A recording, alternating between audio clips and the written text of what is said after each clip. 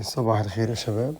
طبعا احنا كان عندنا واجب صفحة 21 و22 و23 اللي هم أسئلة language general exercise اللي موجودة على الدرس الأول.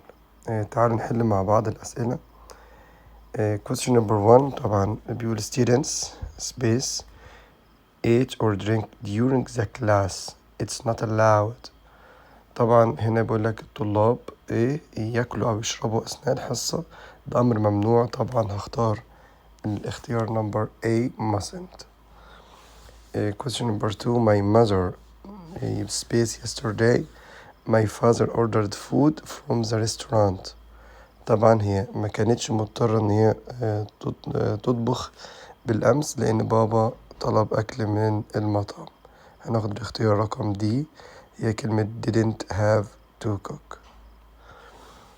question number 3 my grandfather space wear uniform at school they could wear what they wanted. يعني جدي يلبس اليونيفورم في المدرسة. هو كان يستطيع يلبس الحاجة اللي هو عايزها، فأكيد هو ما كانش مضطر إنه يلبس اليونيفورم. طب ايه اللي عرفت انه ما كانش مضطر في الماضي؟ ليه ما يكونش في المضارع؟ اكيد جدي لما يكون في المدرسة اكيد حاجة كانت في الماضي، فبالتالي هختار الاختيار رقم دي، هي didn't have to. number 4 I space take this book back to the library or I'll pay a fine. انا ارجع الكتاب ده للمكتبة او سوف ادفع غرامة. يبقى انت كده مضطر، يبقى تاخد have good to. قلت لكم طبعا ان have to هي have good to. number 5 this kitchen this kitchen equipment wasn't necessary you space it you are wasteful. هنا بيقول المعدات بتاعة المطبخ أو أدوات المطبخ دي ما كانتش ضرورية. أنت يعني تشتريها. you are wasteful أنت شخص مسرف. هنا أنت ما كنتش محتاج إنك تشتريها. عندي إجابتين بيقول إن أنا ما كنتش محتاج إن أنا أشتريها، وركز أوي معايا في السؤال ده. هي عندي طبعا كلمة didn't have to buy، دي المفروض إن هو ما كانش ضروري إنك تشتريها أو ما كانش مضطر إنك تشتريها. وعندي برضو بيعبر عن الأمر ده needn't have bought، اللي هي needn't to have تصريف تالت برضو أمر ما كانش ضروري إنه يتم. طب أنت محتار تختار بين الاتنين.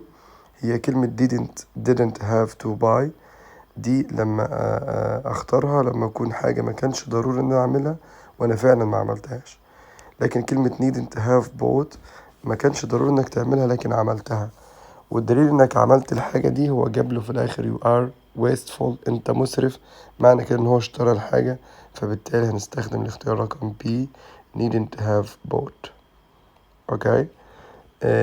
number 6 you eat so many sweets they are bad for you. انت تاكل كتير من الحلوى، امر مش ضار، حاجة ضارة ليك يعني. اكيد كلمة mustn't منع وتحريم، اختيار رقم دي. number 7 tomorrow is my day off I space get up early. طبعا بكرة دي يوم الأجازة بتاعي، فأنا مش هكون مضطر إن أنا أصحى بدري، هستخدم won't have to الاختيار رقم دي. number 8 my brother space finish his graduation project yesterday. أخويا يخلص أو ينهي مشروع التخرج بتاعه بالأمس، يبقى هو كان مضطر.